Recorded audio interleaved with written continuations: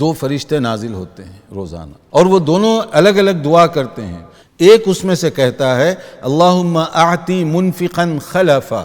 کہ یا اللہ جو تیرے راستے میں خرچ کرنے والا ہے اس کی دولت میں اتنی برکت عطا فرما کہ وہ باقی رہے پیچھے، یعنی خیر و برکت سے سرفراز فرما تاکہ وہ بھی فائدہ اٹھائیں، اس کی اولاد بھی پیچھے آنے والی بچے اس کی وہ بھی فائدہ اٹھائیں۔ اور دوسرا کیا کرتا ہے اس کو بھی ذرا غور سے سنیے، ایک ہی حدیث کا یہ دوسرا حصہ ہے، وَيَقُولُ الْآخَرُ اللہم اعطی ممسکا تلفا، کہ یا اللہ جو بخیلی اور کنجوسی کرنے والا ہے اس کی برکت ختم کر دے، یعنی تلفا کا مطلب ہے کہ اس کے اندر کوئی خیر و برکت نہ ہو، وہ تباہ اور برباد ہو جائے۔ اب آپ دیکھیے فرشتوں کی دعا ہے،